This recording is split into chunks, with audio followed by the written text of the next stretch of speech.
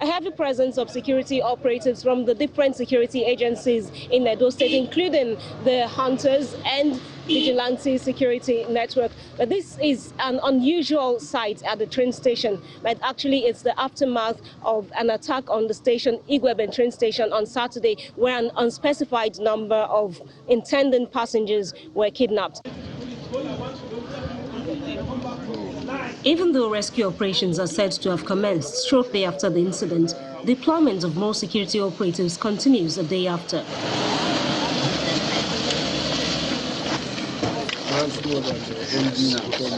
The Deputy Governor of the state, the Commissioner of Police with top members of his team, as well as representatives of sister security agencies are present, with the government insisting on its determination to get every member of kidnapped victims rescued. We will not want any stain in what we've done, and I can bet that there won't be stain. What we are concerned about now is to get these people out in safe and healthy. That's what we're interested in. And you know, whatever we have to do, lives are key, critical for us. So it's not something that we have to just rush. They are putting all their professionalism in place. Thank God some of them are out, but everybody has to be out, not just, and we will not want to display and show you anybody for their safety and for not to disclose their facial look. But what is key is that we are already getting some of them out, but we want to get everybody out. At the moment, service is closed to passengers. However, the tracks remain open to trains, which run on without making a stop at the station. Jessica Olubusere, Channels Television News.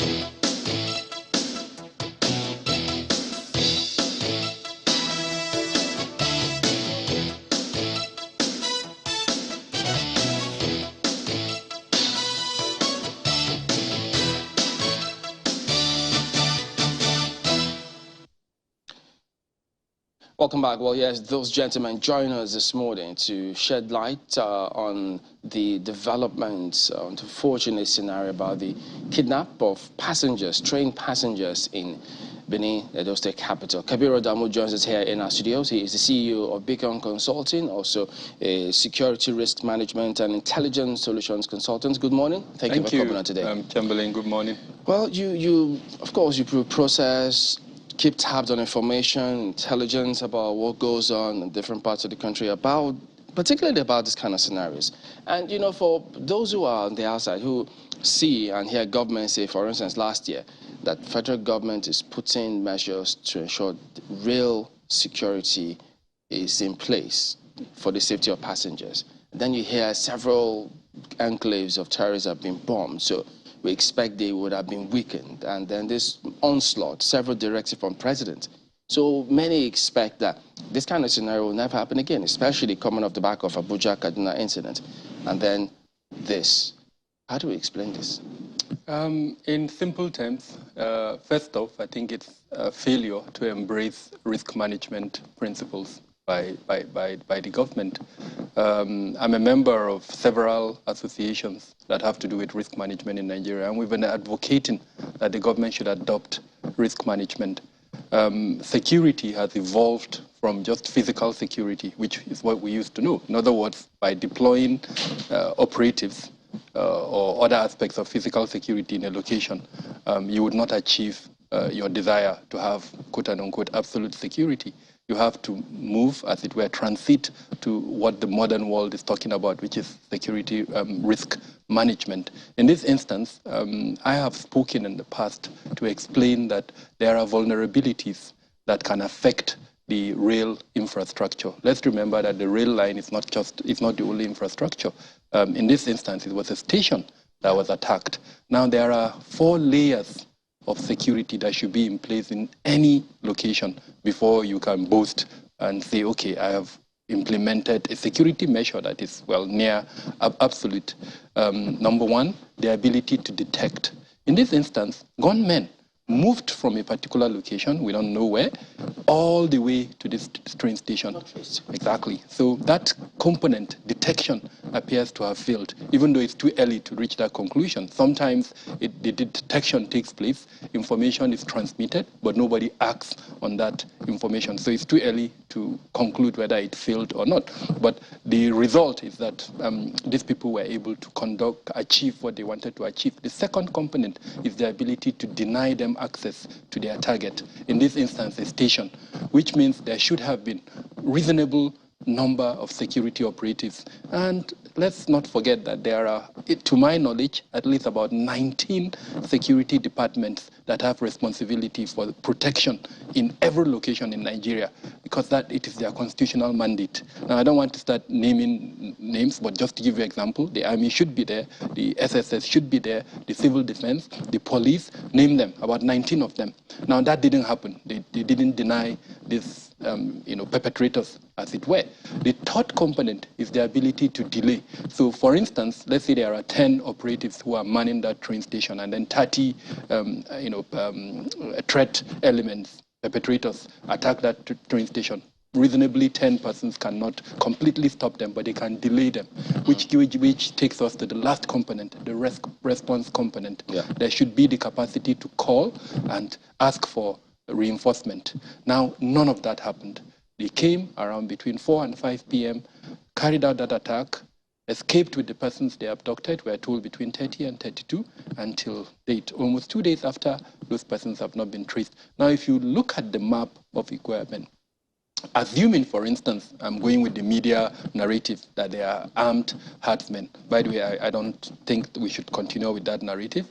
First off, it promotes stigmatization. It promotes profiling. I would rather call them gunmen, whoever they are. When the investigation identifies who they are, we can now reach that conclusion. They escaped with their victims, moved to, I looked at the map, and the nearest forest reserve to that location is about almost 100 kilometers or thereabout. So it means, assuming, for instance, that is where they are, that they were able to move in broad daylight between 4 and 5 p.m. Or let's assume, for instance, that the attack happened for, let's say, 30 minutes. Unfortunately, that information is not available to me. So they probably moved around 5:30. It's still daylight.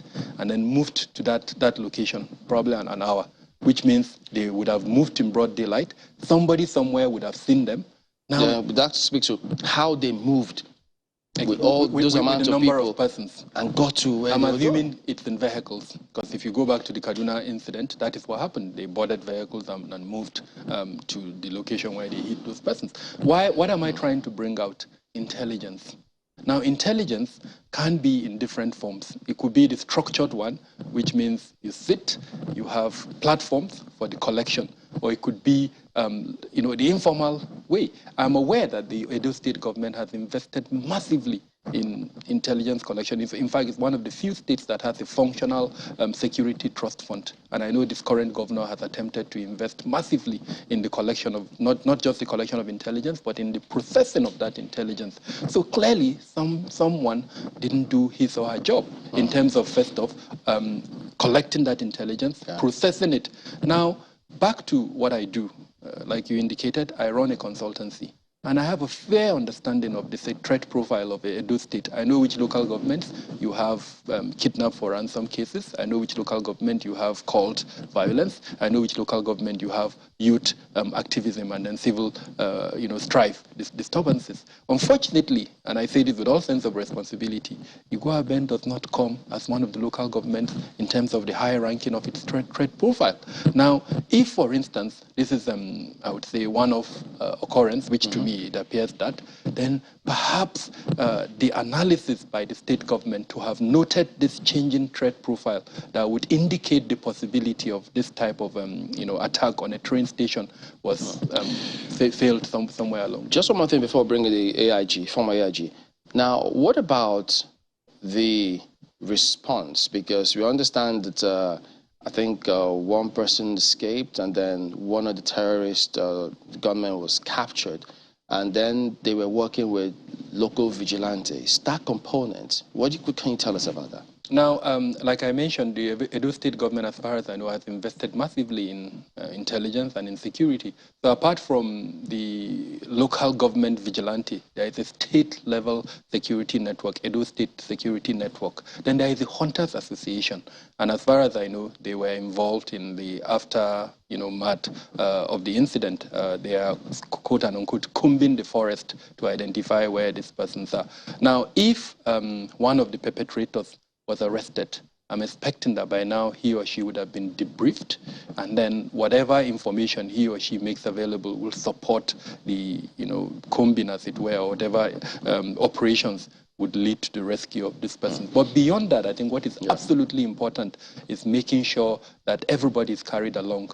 We've indicated several things. Of course, this is an ongoing event, so you don't want to be too detailed in what you are saying, but I have given indicators that if a good intelligence analyst would be able to sit down, use those indicators, and do, quote unquote, a forensic investigation that would help in identifying the exact location where those persons are. We're not talking of 30 ants, we're talking of 30 plus persons, plus the perpetrators. It wouldn't be easy for them to hide. Mr. Felix Ogbadu joins us from Delta State. He's a former AIG of police. Good morning, and thank you for joining us on the program today. Well, there's a huge component of intelligence, the functions of the police in this entire matter. We believe you also have, you're aware of this scenario. But what can you tell us about, for instance, the capacity? Because having seen this happen again, several people just keep asking questions as to whether or not we can get the kind of results we require given our security architecture as presently constituted. Can we make any progress with this? Where do you think we're missing something here? Good morning, viewers, and thank you for this opportunity to address current challenge. Let me start by saying that we've, over time, advised government on how to tackle most of our security challenges. Rhetoric will not take us anywhere. Academic approach to all our problems will not take us anywhere. We need to resort to practicability. Whatever I want to do, put it into practice. For instance, in the Nigerian Police Force, there's a railway police command headed by Commissioner of Police. How effective is that railway police command? Then the issue of grossly inadequate manpower, the issue of lack of intelligence, the issue of synergy, and the issue of reverting back to state policing, vigilante in every community. We are not committed to all of this. Rather, we keep on spending so much money on some aspects, some arms of the government that are doing next to nothing and get so paid for so much. Until we prioritize security in this country, we'll be joking. I've always said security in this nation, like in every other nation, is like the foundation of a building.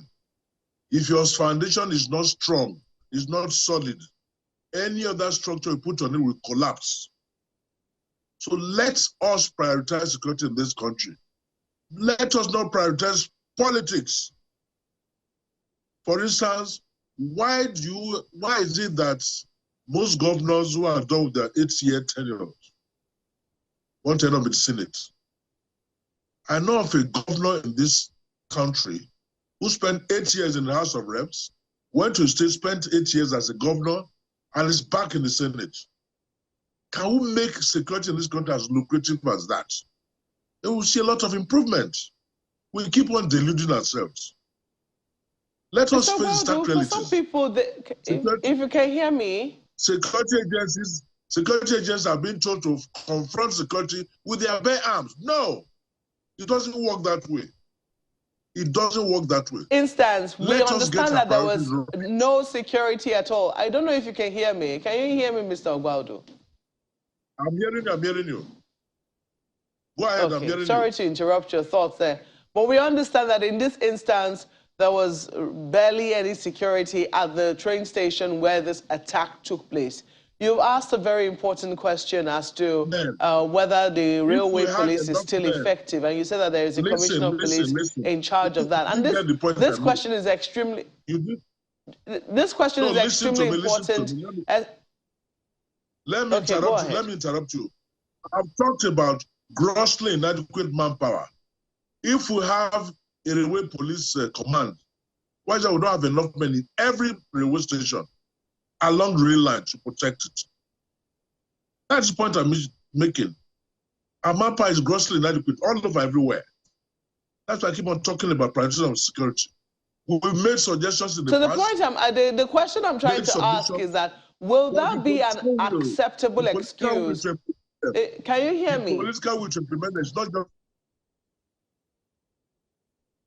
Yes, will that be an acceptable excuse, considering our experience from March last year when the Abuja-Kaduna train was attacked? Shouldn't that have sent a signal that we will need some protection, however minimal, at train stations, even the ones considered, low risk, as the case might be? That is what I'm telling you now. If the security agents are not empowered to spread their presence everywhere, to serve as deterrent to those that are planning criminal activities, it won't work. We need more men. If I tell the number of policemen we have in the police force in Nigeria today, you'll be amazed. We need to recruit more men, train them properly, make them to perform their duties professionally. That is what I'm saying. But that has never been addressed. Okay. So from what we also understand, from what we also hear, the Edo State government has, a layered vigilante or a layered security system whereby the recognized government forces are there, but they also have some level of community policing. As a matter of fact, yesterday when our correspondent visited Igweben police station, we saw, not just the Hunters Association, we also saw a number of other community policing officers in their uniform at the train station. So there have been questions as to, in spite of having these layers, somehow this attack still happened. Is it really about not having layers at the community level, or is it about knowing where and how to deploy this level of security? You are talking of vigilante men in uniforms. Can they confront those guys with their bare hands? No is the answer. And not just setting up vigilante groups, community policing here and there, and you back off. No. You must empower them to confront these guys. I was listening to one of the newspaper reports, and somebody said these guys came with sophisticated weapons. And when they say that, it means the weapons they came with were far, far superior than that of the police force. So we must wake up to the challenges. It's not just setting up vigilantes and community policing, and after that you pack off. That's why every state government should make sure if you are setting a vigilante group, community policing and all that, they must be adequately empowered. And they must be all over the place. You see, there was something the governor of River State made, the decision he took, something that's operating there now. He set up, he appointed, I think they were called PAs also, about 200,000 people in River State to monitor politics. Those are the kind of things we should be doing for security. It's not just the men, but the empowerment, the training, the professional competence to complement the regular security agencies. But when you set up certain organizations, thereafter you back up, it won't work. Okay, just before if you have vigilante men, just before I take this to, pardon me. And these guys shooting sporadically with sophisticated weapons, what would they have been able to do with their bare arms? Nothing. Right, pardon me, Mr. Browder. Just before I take this to Mr. Adamu, I'd like to quickly follow up on some points you made, just to, lay the information bare. You said if you mention the number of police we have today, Nigerians will be shocked. So the question is, So how many policemen, or at least personnel of the police, do we have in the country? And in terms of the weapons, I mean, naturally we see policemen bear AK-47, which some will call a high-caliber weapon. So is it possible to deploy policemen to such area or to any area and not arm them with the AK-47, which is the least we see with them? Yes, it's possible. Like I said, we have a railway police command. So anything that has to do with railways, the police from that command should be there 24/7. And like I always say, most of these guys strike because they go on there, they can't conduct their own intelligence. When you go to play, look around, no security presence, they're emboldened to strike. And they strike successfully. Regarding the number of policemen we have, I mean, as at the last count, we've had, what, 300,000 or more. Has that number changed? Because you said Nigerians will be shocked if they hear the number. That number is grossly inadequate. United Nations police station is 1 to 400. We're a far cry from that. How can you expect 300 and something thousand, 400,000 people, policemen, to police a population of close to 200 million? All right. And in a nation where most of the police officers are attached to key political office holders. People are busy blaring sirens with policemen in the vehicle in front and the vehicle at the back. And most Nigerians are left unprotected. A lot of their plate numbers are covered. Very quickly. So what are we talking about? The issue that you just raised now, it raises one question on my mind, and that is exactly how many policemen are on the field doing the work. From information available to us, some of the numbers, the number of policemen that you just mentioned, some of them work in the offices, you know, at the headquarters of the police and everywhere like that, the accountants and all those other clerical officers and all. And as you also said, there are some attached to what you would call VIPs. So then, how many men would you say, off the top of your head, are actually on the field doing the real police work? They are very, very, very few.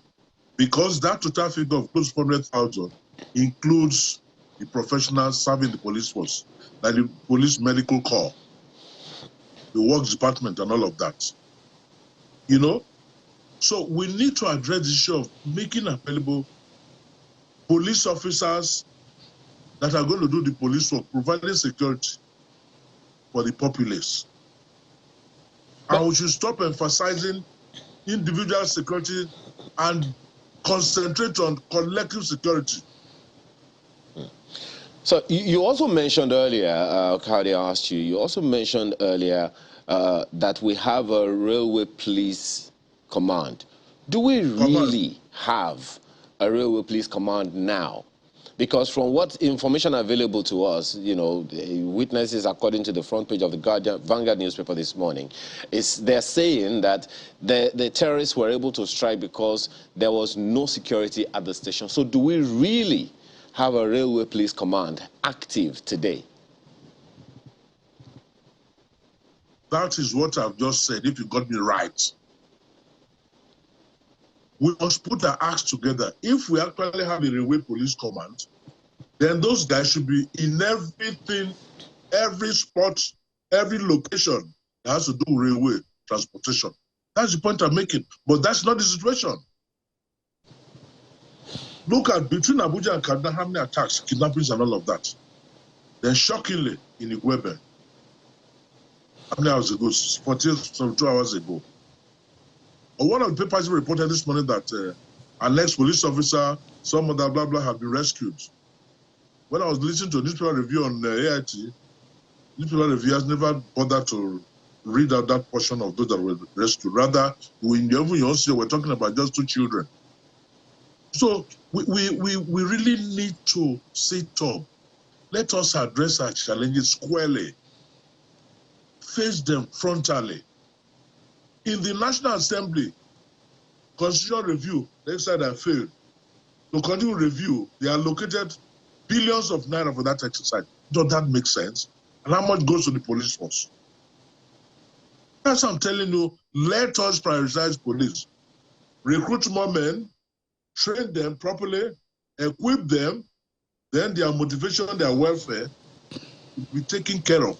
then it will be all over the place. Okay, let me bring in Mr. Damu now, get him back into this conversation. Well, Mr. Damu, so earlier on you were talking about how, I mean, you assess areas, the threat levels, the kinds of threat they face, and you mentioned that this particular area didn't rank top, or at least didn't come up before now. I know there will always be questions about intelligence, but some time back, we had a group of people, of the Essam people, who are across 5 local governments, of which this one that was attacked is one of them. And they had raised this alarm, talking about their people being essentially farmers, and they've had challenges with armed herdsmen, in their words.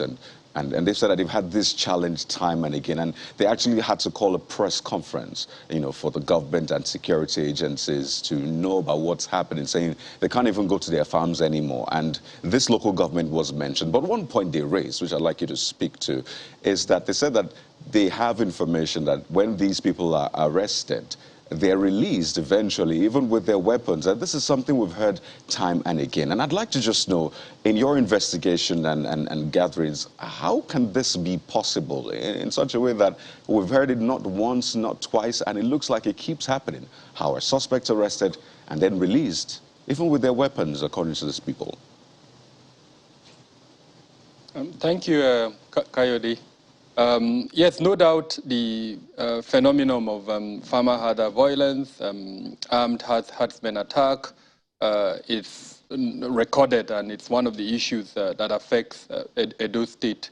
In fact, several travel routes, including the Benin, Ekpoma, and several other travel routes in Edo State, have constantly been raided and attacked by these armed gunmen, including armed herdsmen or armed militia, whatever you want to call them.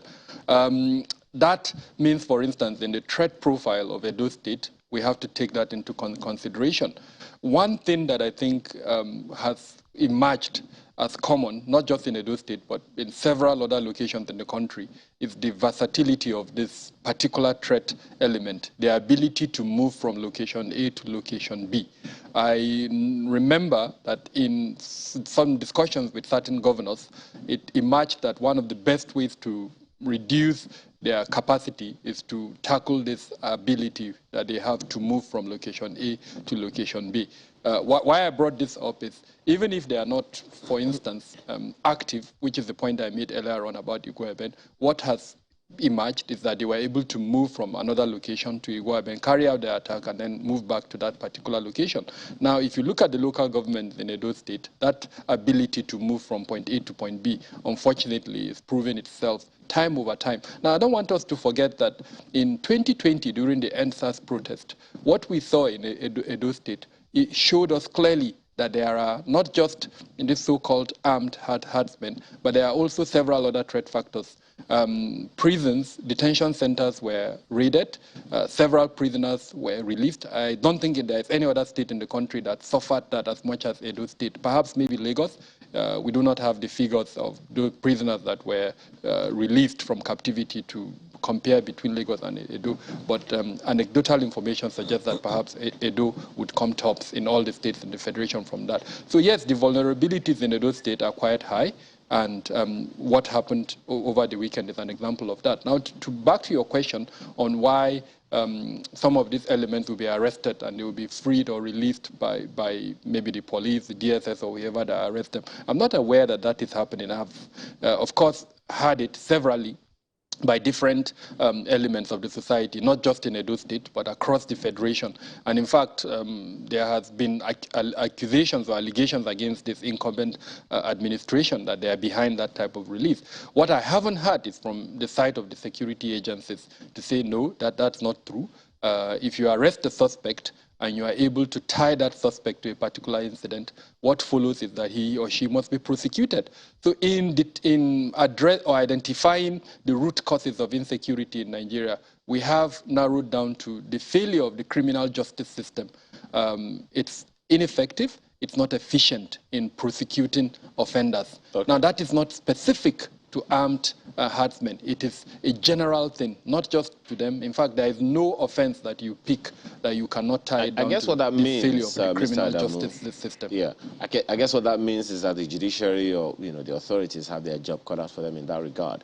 But speaking to this specific issue, something you said about the expansive network of activities that the Edo State government has come up with in terms of security, ensuring that they do what they can do constitutionally to protect their people. But then the question that I put to Mr. Obaude the other time is also right there on the front page of the papers, that the terrorists were able to strike and carry out this attack because, according to them, there is no security at the train stations. Now, juxtapose that with what you said, about Edo State government, and the fact that, as you said, they could have moved an hour, to one place or the other, and as we speak, we're still guessing or permutating. So what do you make of all of these? Because for me, it sounds like there is a federal government element in the NRC, and then there is a state government element in the fact that this happened at a particular state. So is there a collaboration missing somewhere? What's the missing link going forward? In simple terms, accountability. We've got a Minister of Transportation who promised us that the security level on the railway system is adequate, and that he's confident, and that is why he's resuming rail services when the Abuja-Kaduna rail services was resumed. And I am thinking that he felt that applies to all the railway infrastructure in the country. But unfortunately, this incident has shown clearly, and in fact has, confirmed what we said after he made that statement. Earlier on, I explained what a good security posture in any location should be, and I can tell you, with all sense of responsibility, that the entire railway infrastructure, unfortunately, remains vulnerable. If you pick those 4 things I mentioned and you attempt to do an audit, for each and every one of them, you identify vulnerabilities that every determined or non-determined perpetrator would be able to exploit to carry out the type of incidents that he carried out. Again, this is a public forum.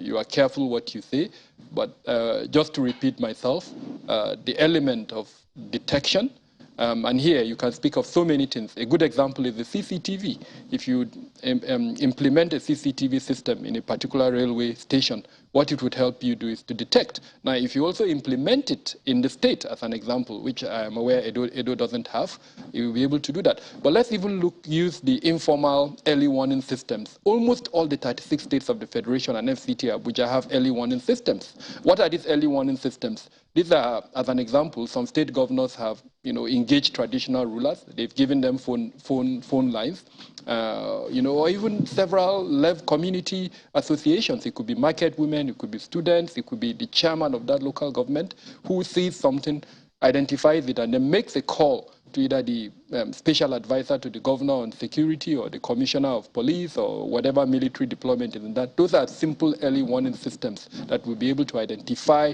variances within the community, report them to the appropriate level of security, and then a response element takes place. So that all comes under detection. The second component is the ability to deny. So in other words, the threat perpetrator has been identified, and then he or she is coming to a particular target, in this instance, a train station. There should have been that capacity to deny. And if you look at the pictures of the train station, there are fences, as an example. There are perimeter fences that were constructed. There is a gate. There are supposed to be armed security personnel, including the police, as an example, the civil defense, the DSS, name them. And just earlier on, my co-discussant did mention the railway police department. I am aware that it exists. I'm aware that they do deploy. And for every station in the country, as far as I know, there are a number of police personnel that are deployed. Likewise, the DSS, they also have some level of deployment within it. So accountability, I think, is the missing element. Now, that's for the federal system. If you move to the state system, like I mentioned, Edo State has its own security level, the Edo State Security arrangement. It also has at the local government a vigilante level. Now, accountability, I think, is the missing element. By now, I expect that whoever has responsibility for protection at that train station should be asked questions. In fact, I don't think I'll be making an unreasonable statement if I say that person should be arrested for him or her to explain, either at the federal level or at the state government level, why that incident happened. Because that clearly is culpability. You have been given a responsibility to protect the train station. That didn't happen. It was attacked. 30 plus persons have been abducted. Whoever has that responsibility should be held accountable. So in direct response, it's not an issue of just deploying. It's an issue of making sure that whoever has that responsibility answers questions when such things happen. If I'm going to move forward, this administration has barely, say, a couple of months remaining to end. So this is something that I believe the next administration needs to take seriously, security sector governance, where members of the security sector are held accountable for failures like this. If there is anything I'm going to say regarding the past 8 years, and in fact the years before the Buhari administration, is this single element, the inability of the Nigerian presidency to hold to account security management leadership that allow incidents like this to occur. So post-2023 elections, I'm hoping that we change this so that if any member of the security agencies, there are 29 of them, by the way, if they are given responsibility and failures like this happen, they should be held. All right, Gabriel Damo, CEO of Beacon Consulting, as well as Mr. Felix Ogbaudu, former AIG of police. Gentlemen, thank you both for making our time to speak on this very particular matter. Thank you for your time this morning. Thank you for having us. Stay with us.